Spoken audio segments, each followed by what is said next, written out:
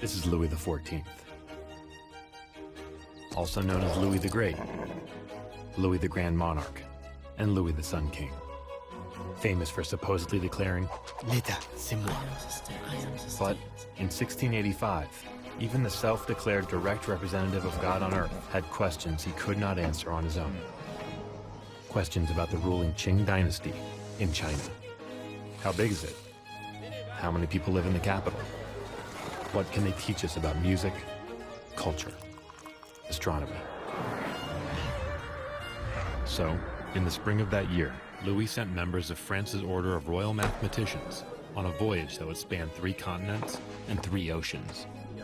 Their task, gather information that would satisfy the king's curiosity.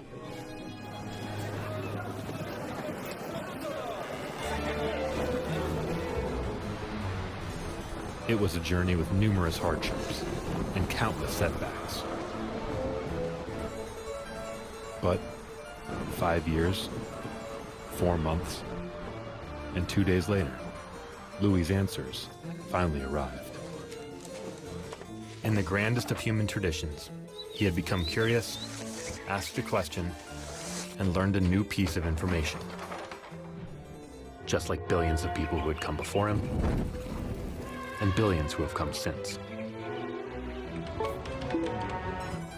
People who had access to cave walls, clay tablets, oracles, scrolls, books, the printing press, libraries, semaphore towers, telegraphs, the radio, the television, the Betamax tape, and the short-lived French national internet system called Minitel.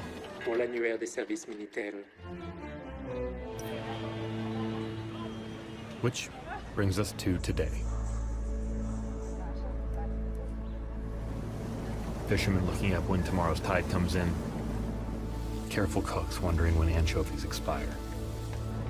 Travelers trying to figure out how to say chapstick in Turkish. Friends settling a bet about which team won the '92 NBA Eastern Conference Finals.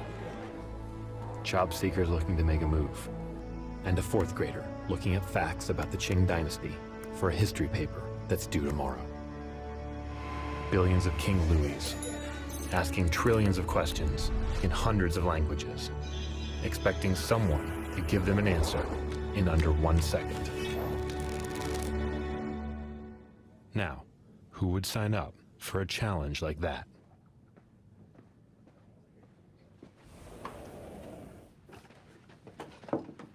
Interesting setup. Yeah.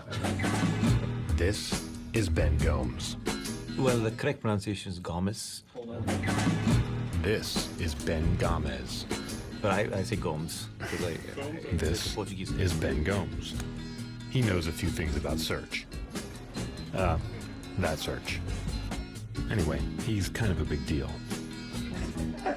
Even though he'd try to convince you otherwise. Ben worked on search for more than 20 years, but that's not where his story started. So I was born in Dar es Salaam in Tanzania, and but at a fairly early age, my parents moved back to India, to Bangalore. And there was a few books at home from my elder siblings, and that's the information I had access to, including, I remember, one torn encyclopedia that I think my grandfather had given my mum. So it was really out of date. In 5th grade, I got 2 presents, a bike, which my parents thought I'd be very excited about, and a much better encyclopedia. And I was actually much more excited about the encyclopedia, this is where geeks come from, than the bicycle. And you know, my parents didn't know what to do with this. When I look back at how we found information, it was so dramatically different from today. When my mother was growing up, where there was not even access to a good library, you would have just accepted the fact that you didn't have the information and that's the way it was going to be. When I was growing up, for some kinds of information, there was a decent library, but you still had to take this bus. It took about an hour. You had to look things up in a card catalog. That took time. Now, today, we measure in fractions of a second the time it takes for you to get information. And I think that reduction in friction is absolutely dramatic because it can enable people around the world to have equal access to information. It's not just that people in some places who have access to the best libraries, everybody should have access to the highest quality information. So that combination of a deep technical problem And I think a fundamental human need to understand the world around us, to know more about the world around us, is the heart of Google Search and what keeps me coming to work still so excited 20 years later.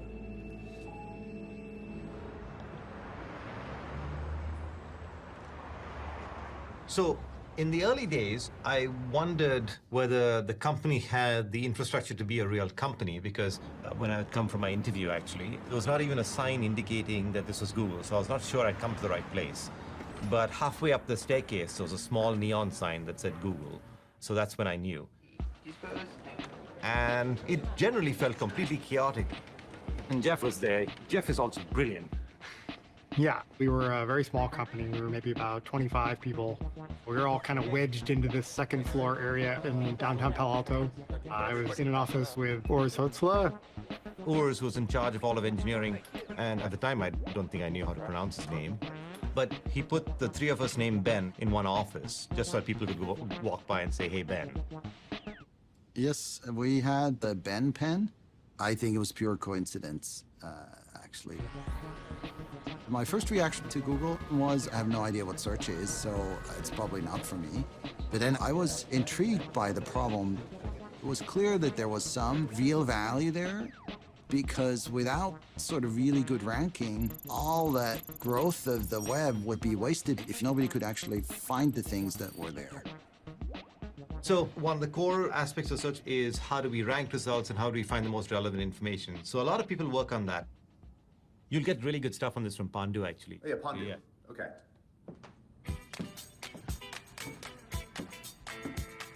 This is Pandu Nayak, Hi, I'm Pandu. head of search ranking. His personal motto? No query left behind. Before working at Google, Pandu worked at an artificial intelligence lab at NASA. Yeah, we built an autonomous system that provided high-level control to a spacecraft called Deep Space One. Really the most exciting thing that has ever happened in my life.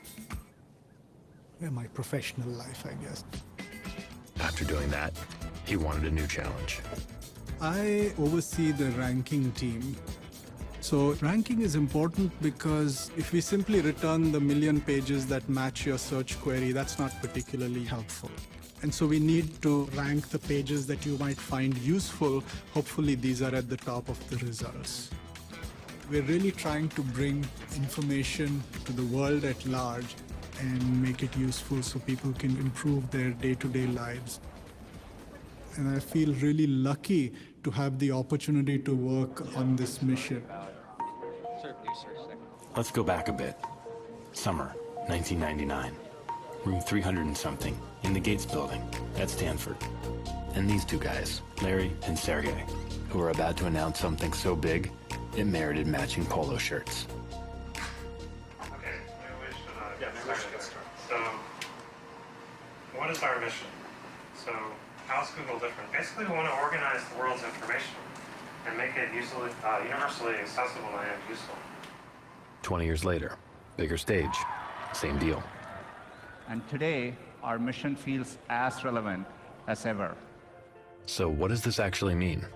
Here are a few takes. I think if we weigh up the various parts of the mission, to me, the most important piece is organizing. There are hundreds of billions of web pages that are out there. Our job is to filter through that and to really give you what you are looking for at that moment in time. And then the next part is the world's information. So information means really anything. You know, it started out for Google with web pages, but it's so much more than that.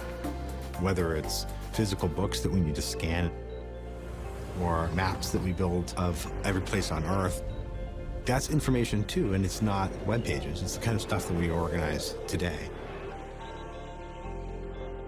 And then I think that word universal is important because universal means for everyone. Whether someone that can't see, whether someone that can't hear, people that speak different languages, really making it accessible to as broad a set of people as possible. We might be goofy people who come to work in t-shirts and desperately need haircuts and things like that. And we may not look super serious, but we know how much people rely on this. And we take that mission really, really seriously. 1.0 important that we take So, it sounds like the mission is pretty important to these folks. But here's another important question. So, how would you explain how search works? Right. Yeah, so how does search work? How search works? How search works in a nutshell.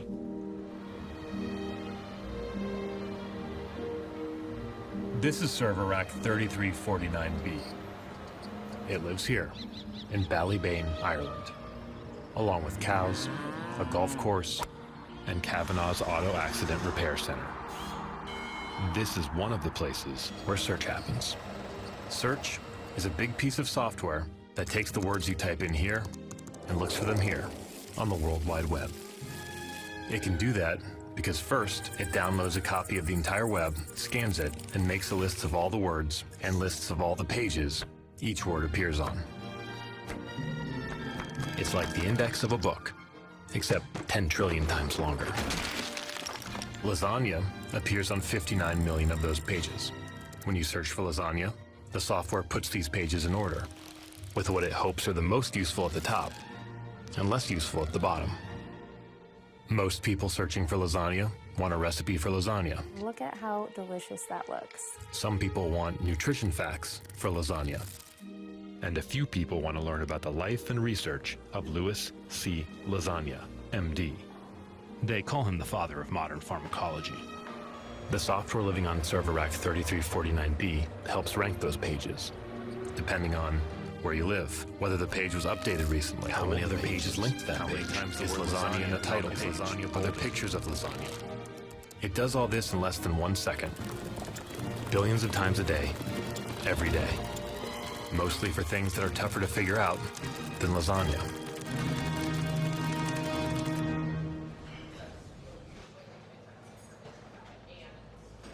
So behind the scenes of Google Search, there are many kinds of engineers and many different teams that come together to bring you the search experience you see.